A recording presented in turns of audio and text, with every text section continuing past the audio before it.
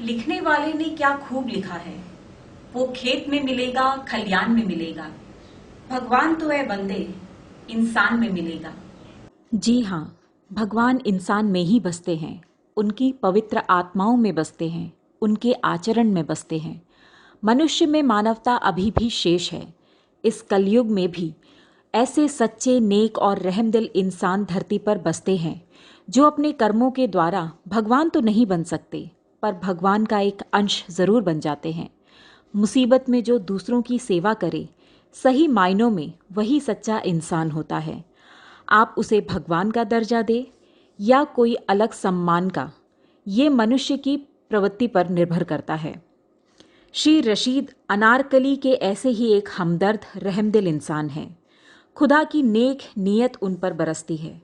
वो इस लॉकडाउन के दौरान कोई ऐसा ज़रूरतमंद नहीं बचा होगा जिसकी इन्होंने मदद नहीं की होगी। अपने नाम को सार्थक करते हुए राशन रशीद निस्वार्थ भाव से सच्ची सेवा की है, या यूँ कहो तो गरीबों का मसीहा बनकर रशीद खड़े हुए हैं। इस लॉकडाउन के दौरान किस तरह से आप लोगों ने काम किया है, क्या कुछ किया है, विस्तार में बताइएगा। जैसे कि आप लोगों को पता है 25 अप्रैल से पूरा देश भर में लॉकडाउन हो चुका था। उस समय काफ़ी अफरा तफरी का माहौल था, लोग परेशान थे, लोगों का रोज़गार छीन चुका था, मतलब रोज़गार नहीं ही था, तो खाने पीने के लिए भी लोगों को बहुत सारा प्रॉब्लम दिक्कत था। तो इस स्थिति को देखते हुए मैंने सोचा कि इनके लिए कुछ करना चाहिए, क्योंकि बेसिकली सभी मैक्सिमम जो स्ट्रेंथ था वो डेली अर्नर्स थे। इस लॉकडाउन की वजह से उनका जो भी डेली अर्न था, जो उनका कमाने का साधन था, कमाने का स्रोत था, वो बंद हो चुका था।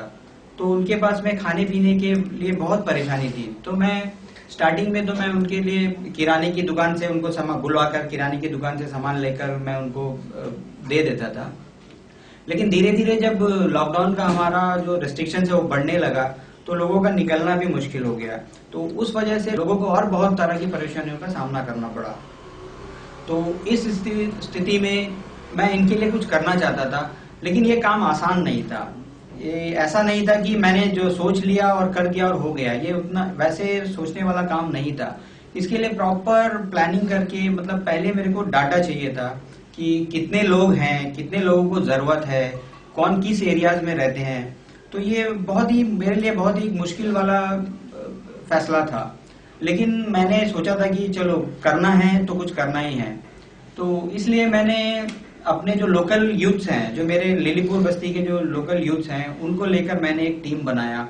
टीम बनाकर मैंने एक कमेटी बनाया जिसमें मैनेजमेंट, कम्युनिकेशन, डिस्ट्रीब्यूशन। तो मैं इन सभी को मैं खुद निजी तौर पे मैं मॉनिटर करता था, ताकि जो भी हम यहाँ से किट दे रहे हैं वो नीडी तक ही पहुँचे।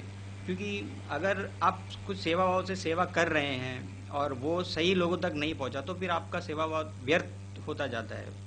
सही सेटिस्फैक्शन तभी मिलता है जब आपने जो काम जिन लोगों के लिए किया उन लोगों तक पहुँचे। तो इसीलिए इसमें एक नज़र बनाए रखना ज़रूरी था, और हमने अपनी तरफ से पूरा कोशिश किया कि जो भी नीडी हैं उन तक जाए। और आज मैं आपको मतलब अपने दिल से मैं आश्वस्त हूँ कि मतलब हमने जो भी किया मैक्सिमम नीडी पर्सन तक हमारा जो सेवा है वो पहुँचा है। इस लॉकडाउन के दौरान दिन हो या रात हो, कई जगह से आप लोगों को कॉल्स आए, तो कैसे मैनेज किया आप लोगों ने, क्या कुछ किया। कॉल तो बहुत सारे आते थे, क्योंकि जब हमने ये काम शुरू किया था तो हमने बहुत छोटे स्केल में शुरू किया था। हमने अपने दायरे से शुरू किया था, अपने लोकेलिटी से शुरू किया था। धीरे धीरे हमने इसको हेडो में शुरू किया, धीरे धीरे फिर हमको बाहर से भी कॉल आने लगे, इवन दिलानीपुर, और इवन मैं आपको बताता हूँ कि मुझे तुशनाबाद, वंडूर, मंजेरी, सिविल सप्लाईज से भी बहुत सारे कॉल आए। सिविल सप्लाईज के द्वारा भी हमने एक 10-15 फैमिलीज को सपोर्ट किया। इवन हमको डीसी ऑफिस के कंट्रोल रूम से भी कॉल आते थे, क्योंकि डीसी ऑफिस के कंट्रोल रूम से जो लोग क्वारंटाइन लोगों को मॉनिटर करते हैं, जो लोग क्वारंटाइन है बेसिकली, अगर क्वारंटाइन लोगों के पास में राशन नहीं रहता है, उनके पास लेने के लिए सुविधा नहीं रहता है, तो हमको वहाँ डीसी ऑफिस कंट्रोल रूम से भी हमको बहुत सारे कॉल आए। उनके द्वारा भी हमने नियर अबाउट 20-25 फैमिलीज को हमने अपना राशन सप्लाई किया। सोशल मीडिया के थ्रू भी बहुत सारे लोगों का हमको एड्रेस मिला कि जहाँ पे राशन नहीं है, क्योंकि सोशल मीडिया के थ्रू से भी बहुत पता चला कि बहुत लोगों के पास राशन नहीं है। जैसे कि हमारा एक्स MP भवन के पीछे भी कुछ फैमिलीज रहते थे जिनको मतलब किसी ने राशन नहीं दिया था, शायद वो किसी नज़रों से बच गए थे।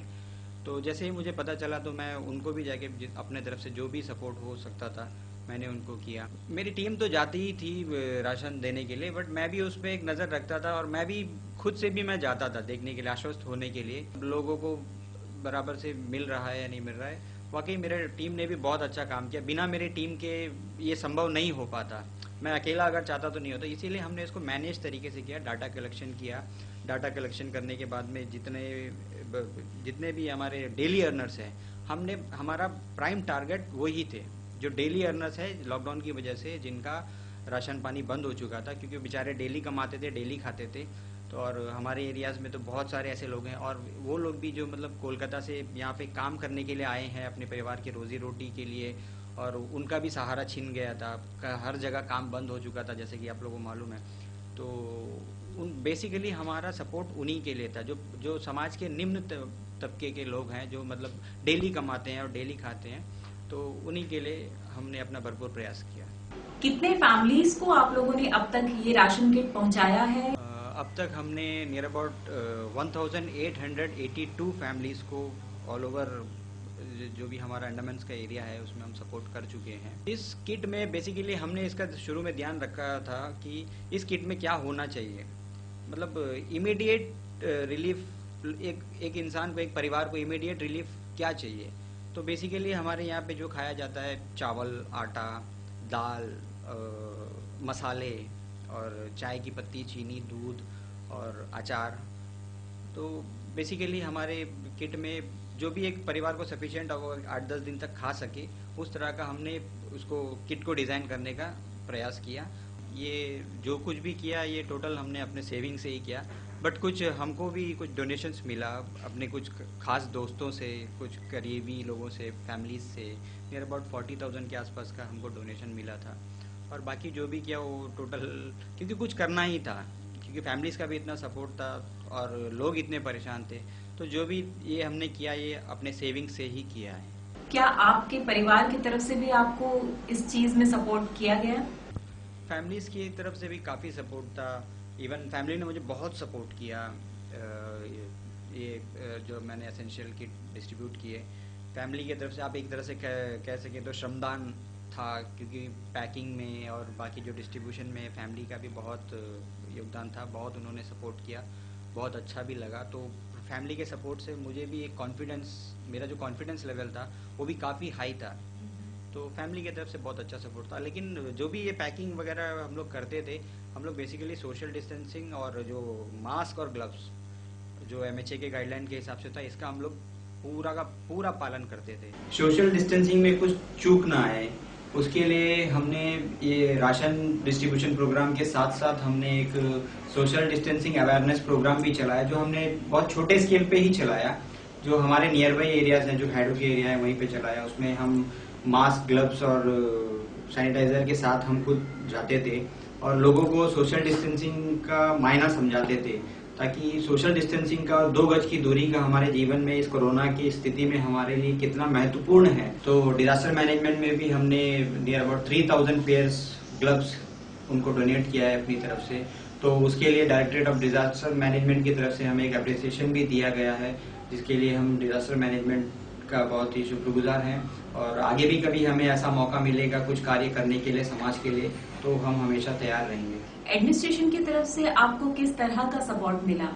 एडमिनिस्ट्रेशन की तरफ से भी मुझे काफ़ी सपोर्ट मिला।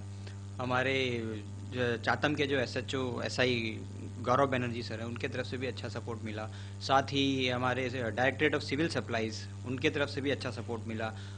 इस लॉकडाउन के समय पर उन्होंने नियर अबाउट 3 टन चावल और 1 टन गेहूं हमें मार्केट प्राइस में उपलब्ध कराया, जो कि काफ़ी हेल्पफुल था हमारे लिए, हमारा किट बनने के लिए।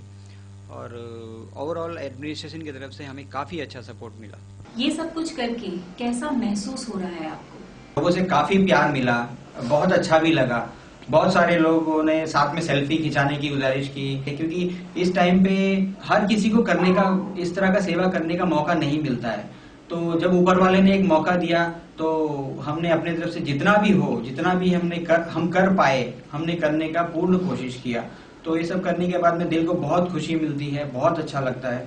मतलब लोग बहुत खुश हुए, लोगों की उस खुशी को देखकर मन से बहुत ही ज्यादा खुशी महसूस होती थी।